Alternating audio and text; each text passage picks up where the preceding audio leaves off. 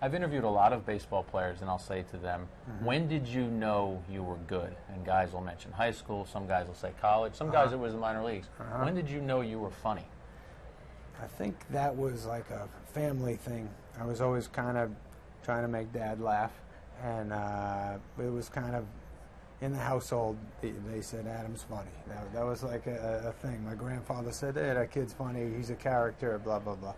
So when I was a youth, I got kind of into making people laugh. And then when you were around your friends, did that carry over? Did you enjoy being the funny guy? I got to say my friends were funnier than me. They were smoother, quicker. I watched them. They made me laugh more, but I'm the only one who kind of stuck with it. Those guys went on to, I got a buddy who's a cop, a buddy who's a fireman, and I told them, I think I'm going to go do stand-up, and they were like, what? I'm funnier than you. I was like, whatever. Nothing I can do about it. I'm just going to do my thing.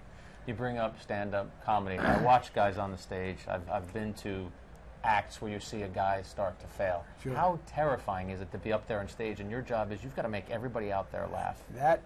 Now I don't like it. Now it scares me. When I was 17 and first starting to be a comedian, I was so young and as stupid as it gets that it didn't even bother me. The people didn't laugh. I was like, what's the matter with these people? They don't understand what greatness I'm bringing them. That was about it. Now, like if I go on David Letterman's show, I just did that, I'm definitely on the sidelines going, man, I better make this happen. It's a lot of pressure. You want to do well. Does the comedy come naturally? How hard do you have to work for you? I have to work hard.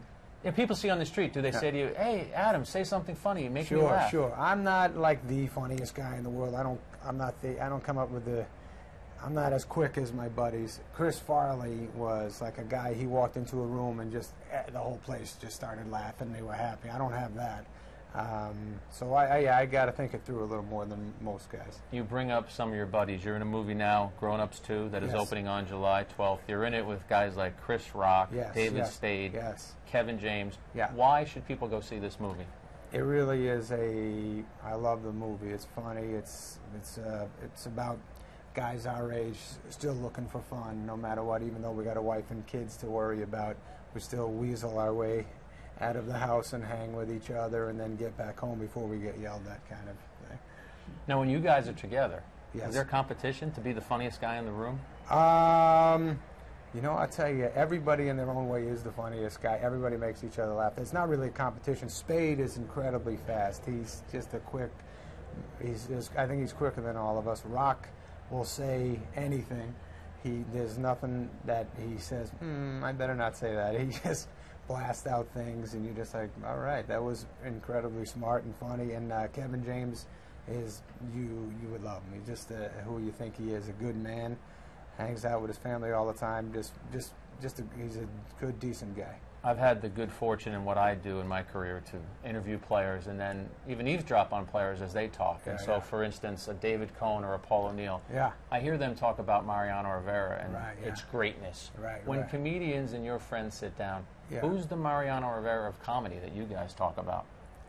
That's a good one. I mean, I gotta say, you know, Cosby, Rodney Dangerfield, those are the guys in my generation. Eddie Murphy talked about it. We all kind of grew up with them being the best. But honestly, when you're doing talk shows and stuff like that, there's so many great guys. Leno is awesome. All that generation. Dennis Miller's incredible. But something about Letterman demands the most respect from other comedians. We all like, if you're on his show and you make Letterman laugh, you talk about it with your buddies, like, ooh, Letterman liked that one. Now, so he's kind of like something to our generation. He's the man. What do you think that something is? Do you know? Is it just a respect factor? It's that he has been doing it for so long? I think it's that we were in high school when he came on, and he kind of changed the format, and he never says anything that you've heard before. He's just very unhacky, original. Can take silence for a bit. Gets the big laughs. Looks like he enjoys it. Always looks like something's going on in his head that you love him. You feel bad for him. I don't know what it is about him, but honestly, I think if you asked, most comedians would say, yeah, Letterman's probably the king. Now, sports has been a theme throughout your life, but even in some of your movies. Anger management, scene at Yankee Stadium. That was one of the best nights ever, yeah. 51st Dates, you had some Yankee-Red Sox overlap there. Yes. I feel like I might have jinxed that whole thing. That was I was playing with the Red Sox too much. I think that was a year or two before they won. Why was anger management? Why was that one of the best nights of your life? Because you basically have to control Yankee Stadium. My God, this guy too. My producer Jack Garapito. We were Yankee fans our whole life. We got to be here, and Nicholson. Nicholson was like a little kid that night, hanging out in Yankee Stadium. We were throwing balls around, diving, until the groundskeeper said, "Don't dive. You can catch a few, but relax with the diving." I don't know. It was great. My dad was there that night. He's a Yankee fan his whole life. It was the one. Keeping with the sports theme, can you go 100 yards near a golf course without somebody shouting out "Happy Gilmore"? No, and the pressure is on literally every time I walk by. People will stop, give me the club. They go, "Do it." I'll be like, I really got to get home to my mother. She's sick right now. Just do the Happy Gilmore, and then I got to run up. 1 out of 12 goes right, but those are the 1 out of 12 that goes straight that people go bananas for.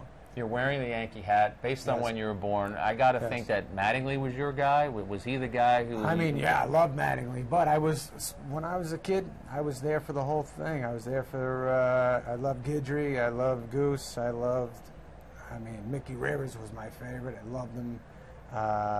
Loved when they fought the Red Sox and Bill Lee caught a beating. We enjoyed that. Sorry. As an adult, I realize that's a bad thing to say, but as a kid, I was very excited.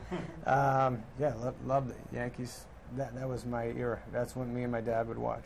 With your schedule, traveling, doing movies, how do you get your Yankee fix? How are you able to keep up with what's going on? Well, I did pretty good. I was in Africa shooting a movie with Drew Barrymore, and it's a 6-hour difference, and I swear to God, I was up like 3 in the morning there. I had I was listening to Sterling and Susan on the radio. I would have that satellite working over in Africa. It worked pretty damn nice. So I've been I missed a few games this year, more than I usually miss, but I got most of them in there. Then out in L.A., I do have the YES Network, and I have it, and like a true movie star, I have a sweet little jacuzzi.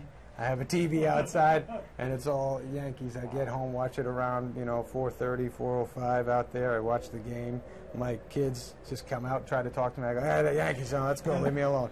And that's the only time my family kind of leaves me alone, when the Yankees are on. When you watch a game, what are the things that stand out for you as a fan? What are you looking for? Are you looking for the interaction between the pitcher and the catcher? Or are you guys like trying to steal signs, looking to see what Stewart's giving to CeCe? I mean, what are you doing when you watch? Just pull any time at the beginning of a game. I'm so positive we're winning.